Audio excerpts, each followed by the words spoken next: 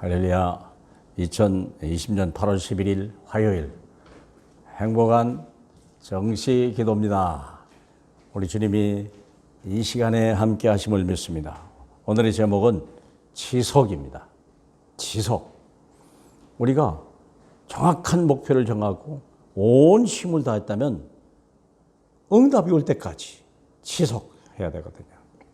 본문은 다니엘서 6장 10절입니다. 다니엘이 이 조서에 왕의 도장이 찍힌 것을 알고도 자기 집에 돌아가서는 윗방에 올라가 예루살렘으로 향한 창문을 열고 전에 하던 대로 하루 3번씩 무릎을 꿇고 기도드리며 그의 하나님께 감사하였더라 그랬어요.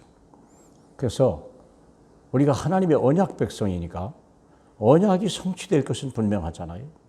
그리고 내 형편과 내 처지, 내 영적 상태 그렇게 중요한 거 아니에요. 우리는 오직 그분에 집중하고 있는가. 그리고 내가 포기하지 않으면 많은 사람들이 포기해요. 기다리다가 아닌가 보다. 그럼 불신앙이거든요. 그것도요. 그래서 포기하지 마라. 왜? 내 인생 전체를 걸고 그분은 우리 일을 부르셨기 때문에 그래요. 그래서 포기하는 순간 우리는 마귀에게 우리가 지게 되는 거죠. 그래서 지속해라. 오늘 본문에 보면 이삭이라고 하는 사람이 큰 시험이 왔죠. 애굽에 흉년이 떠들었다니까요. 하나님이 말씀했어요. 흉년이 오니까 떠나지 마라. 우리 꼭 말씀 안 들어도 괜찮아요.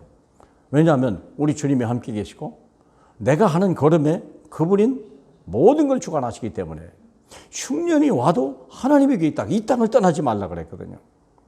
그 땅에 있다는 말이 그리스도 안에 있다 그 말이죠. 이삭이라고 하는 사람이 그 땅 흉년이 왔는데 떠나지 않으니까 그 해에 농사에서 100배나 거두었고요. 그때 블레셋 사람이 시기하면서 하니까 우물을 6번이나 팠어요. 이런 응답이 어디 있어요. 마침내 셈의 근을 얻었어요. 왜 그랬을까요? 지속의 응답을 받은 사람들.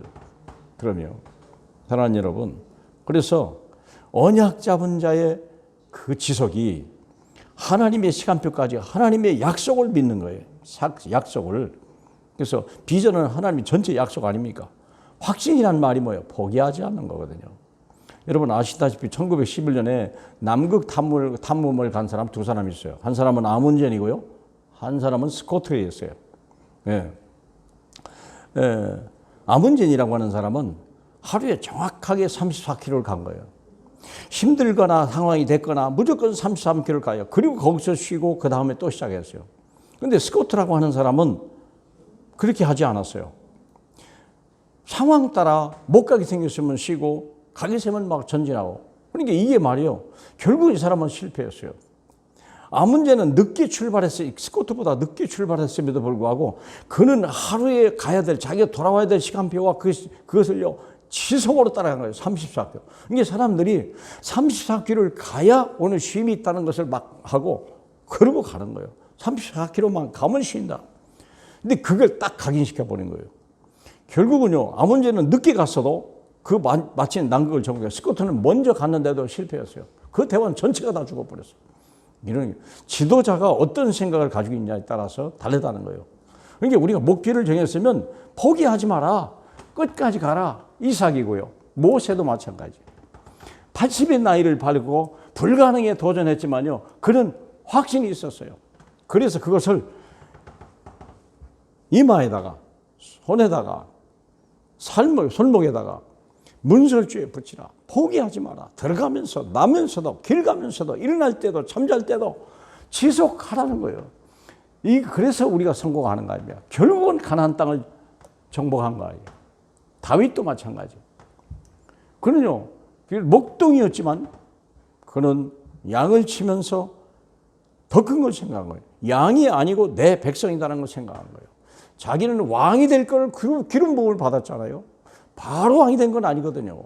바로 골리앗을 떨어뜨리는 건 아니거든요. 생각 자체가요, 지속이었어요. 자기 형편과 처지와 위기 중요한 게 아니에요. 하나님의 말씀이 뭐냐. 기름 부음을 받았는데요. 일심전심지속이요. 그래 보세요. 결국은 골리앗은 만날 때 만군의 여호와 이름으로 나는 간다. 골리앗은요. 칼과 단창으로 땅의 끝 가지고 왔어요. 하늘의 말씀을 가지고 도전하시길 주님의 이름으로 축복합니다. 다니엘도 마찬가지죠. 큰 위기가 왔어요. 다른 두 총리가 다니엘을 제거하려고 모함을 한 거 아닙니까? 큰 신상을 만들고 거기에 절하지 않는 자는 사자굴에 넣는다는 법령을 만들고 왕의 어인을 찍게 만들어놨죠. 그런데도 불구하고 다니엘은요, 전에 하던 대로 하루에 3번씩 무릎을 꿇고 기도하며 그의 하나님께 감사했더라. 지속. 우리가 아무도 안 와.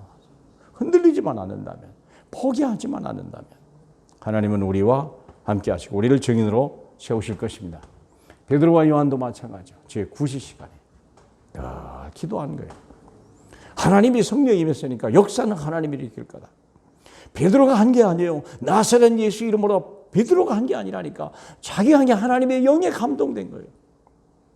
그 이름이면 고치지 않겠냐. 내가 한 것이 아니라 여러분이 십자가에 못 박혀 죽으신 그 예수 그 이름이 이 사람을 낫게 했다. 얼마나 대단한 지속입니까? 사랑하는 여러분, 오늘도 지속한 지속을 언약으로 잡는 행복한 정식기도 되시길 주의 이름으로 축복합니다.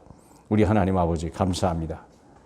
다 상황이 어렵고 불가능한 것 같았으나 하나님의 약속의 성취를 꼭 믿고 그 약속을 하나님의 약속을 믿는 자는 복되다는 하나님의 말씀을 붙들고 그 언약을 믿고 따라갔던 그 기도를 쉬지 않았던 초대교회 같이 우리에게도 이 믿음을 가지고 우리가 행복한 정식기도에 도전하는 하나님의 사람들을 기억하여 주시옵소서.